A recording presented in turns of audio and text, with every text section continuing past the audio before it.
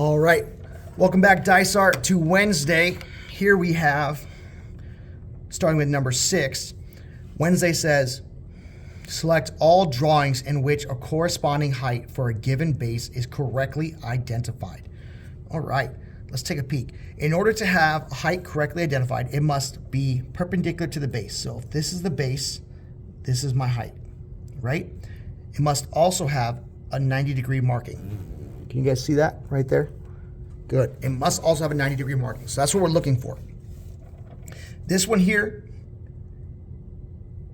it comes off my base and goes straight down. So that one, A, is accurate. So A is good. B is right in the middle. It comes off of my base. It has a 90-degree marking, so B is good. Okay, C. Ooh, no, C. With C, here is my base. Doesn't look like it's coming directly off it because here's my base way over here. So this is not the correct base that I should be taking my measurement from. This is the correct side. So C does not count because it's on the wrong side. Now remember, triangles have 3 different bases, okay? 3 different bases. Unlike a quadrilateral that has this side the same and this side the same, this is the base and this is the base. On a triangle, it's just this as the base. So that one does not count. The height is on the wrong side. Okay, let's look at D. D, we come here and we see here's our base. It's drawn directly through it at perpendicular with my right degree. So that is correct. Let's look at E. Here's my base. It is attached to my base. It has a 90-degree. Therefore, that height is correct. Let's look at F. Here is my base. Right here. Here's my 90-degree. And it goes right up the middle. Therefore, that is correct. So A, B, D, E, and F are correct, while C is not. Okay, it has to be part of the base. The triangles are going to be tricky, so don't let them trick you. You got to pay attention to where that base is at. Okay, for each triangle, a base and its corresponding height are labeled. Its base and its height. Its base and its height. Its base and its height. Okay, understood. Find the area of each triangle. Oh, okay. So this here is a right triangle giving me a 90-degree. I can tell because there's a 90-degree angle right here. And because of that, I can just count. So 1, 2, 3, 4, 5 and a half. Well, we don't do that in math, right? So I'm going to decompose and recompose. The instructional cabinet will be meeting in room 8 because the media center is set up for pictures for tomorrow. So IC will be meeting in room 8. Excuse those announcements. So what I went ahead and did is I decomposed this and then recomposed to make it a rectangle. Now I can count 1, 2, 3, 4, 5, 6.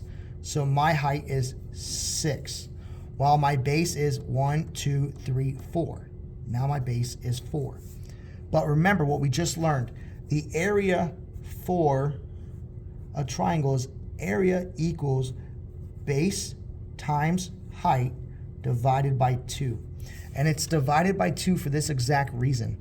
We now found the area. 6 times 4 is 24, but only half of this is our existing triangle. So now we got to divide it by 2. So 24 divided by 2 gives us an area down here of 12. So let's call this A. A equals 12 square units. Okay, sorry, my pencil needs to be sharpened. All right, let's find B. B is over here. Now, I would do the same here. I would find a way to make my shape. So let's go up here. We're going to go 1, 2, 3, 4. So we're going to draw this line all the way out to where it connects here.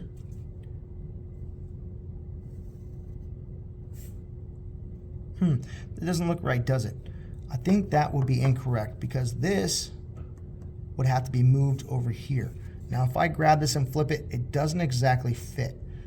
So now I got to think, maybe the way I just did it didn't work. So let me erase it and let me rethink about how this can be done the right way. Now, if you're stuck like that, I recommend doing a tracing paper, and I'm going to do just that. I'm going to trace this. It's going to go straight down there. It's going to go straight up here and all the way over. Now, if you don't have real tracing paper, don't worry, neither do I. I just rip up a plain white paper. Even the bottom of this is plain and white, and it can work. If it's not dark enough and you don't have a powerful light above, you can pre-draw on it with a dark marker or something like that to make it stand out more. Now that I have it, I've decomposed it, right? We'll call that. I'm going to rearrange it and see what I can come up with. All right, there we go. So I know that needs to go straight across, and earlier I connected it here. I need to go one more over. So I didn't make that big a mistake. I stopped here before, right? And it looked funny. It's because I didn't go far enough over. So then I'll go there, and it goes straight down to there. Perfect. Now that I have that, I see that I drew a rhombus. And my rhombus can be taken into an easier decision on my triangle. Now, because the triangle's slanted, I'm still struggling to get an accurate measurement. So maybe now I'm going to decompose it a second time. I'm actually going to decompose this part of my triangle. I'm going to break that part off, and then I'm going to add it. What would that look like, you ask? I'm going to highlight it for you right here. Going to trace that bad boy, and I'm going to move it to this side, which would be here, right? Be right here. So then I go here, and this, I'll draw it in this color that we don't get confused. This here is now my entire square. Oh, that's a lot of steps, Mr. Lee. I know, that's what these grids are. These grids are designed to make you work so you can understand exactly how to do it. I personally like the numbers better. I think they're easier. Even when I was learning this, I thought the grid was extra work. That is now your new area. So now we can count with even numbers. 1, 2, 3, 4, 5, 6, 7. A base of 7. Okay. And then a height of 1, 2, 3, 4. A height of 4. Now, Mr. Lee, how is this not the base, or how is this not the base? That's a great question. I know this isn't the base because the line of the height has to be perpendicular to it. Once again, it needs to look like this, perpendicular. This height is parallel, so here's my height and here's my line. So that would actually not work. We can't have it parallel, it has to be perpendicular. So 7 times 4 is, can anyone guess? 7 times 4, 7, 14, 21, 28. Nice. 28 square units, right? Or sorry, units squared would be the proper way to shorthand that. Units squared.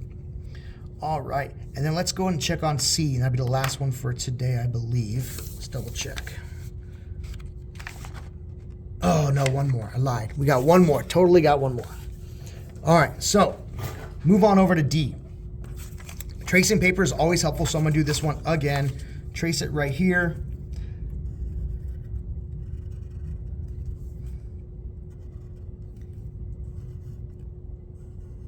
And I trace it, flip it, and then it matches right here.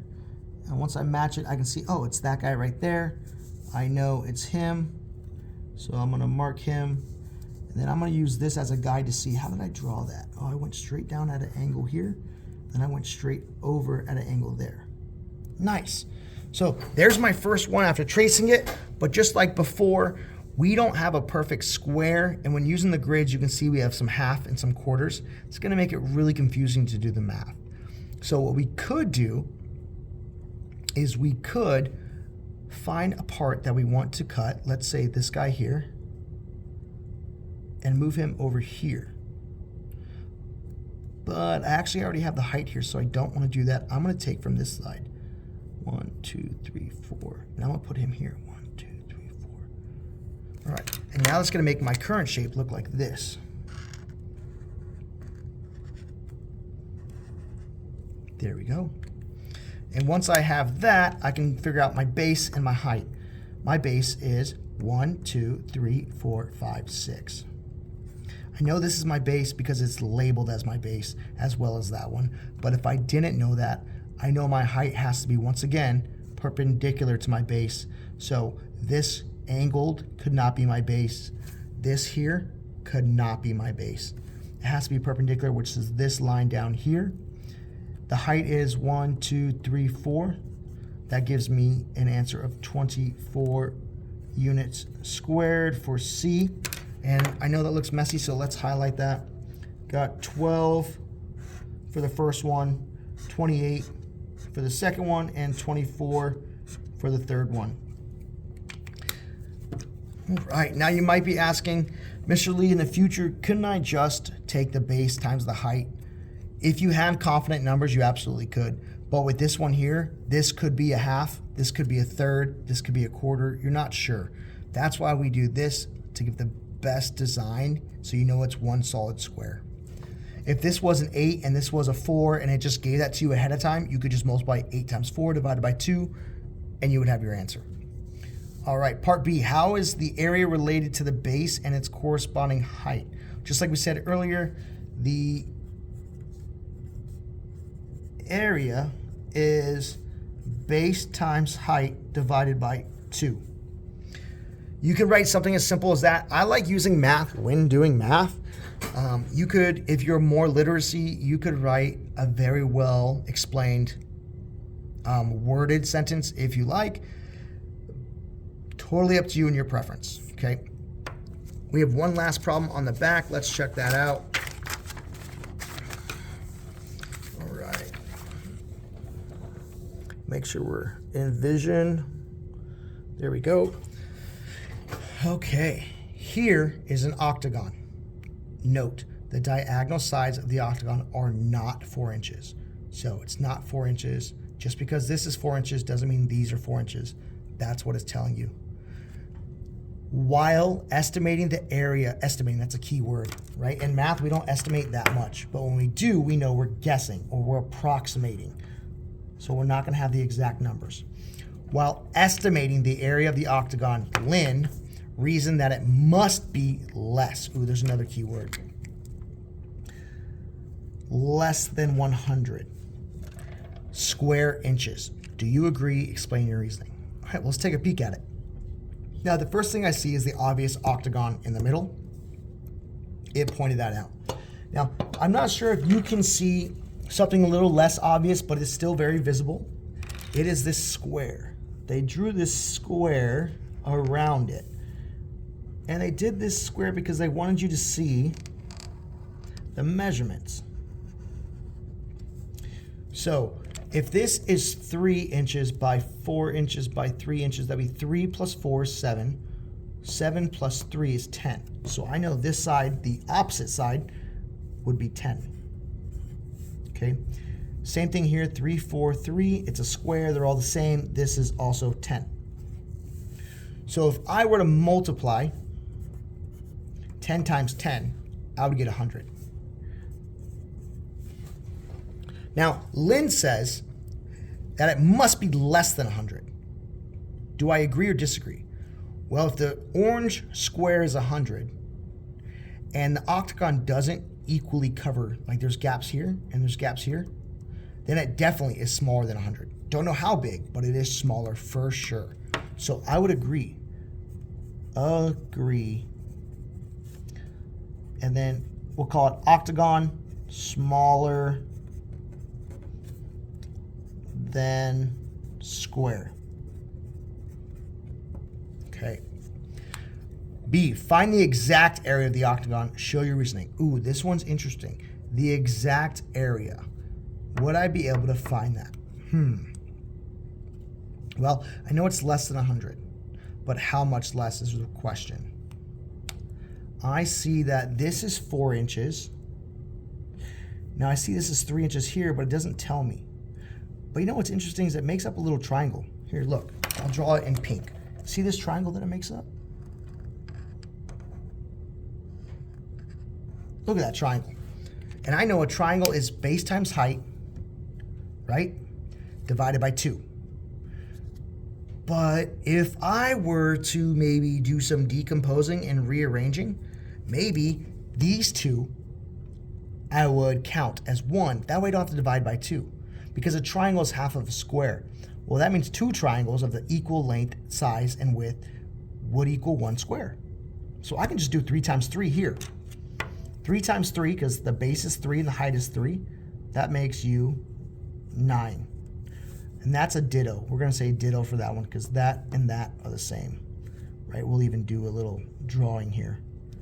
That's 9. And then we'll exit this one out. And do the same thing over here.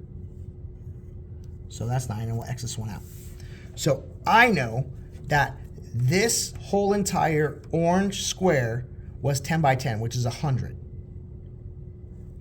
My octagon takes up some of the room, but it's missing these 4 areas. Well, I just found out that these 4 areas together equal 18 square inches. So I would take 100, which is the orange square, and minus 18, which is the 4 triangles turned into 2 squares, and that would give me, let's see, 82, right? 82, because 8 minus 0 minus 8, can't do that. So I would have to cut this down, make him a 10, and then he would get 2. That becomes 0. Oh, nope, that's a 9, so I can't do that.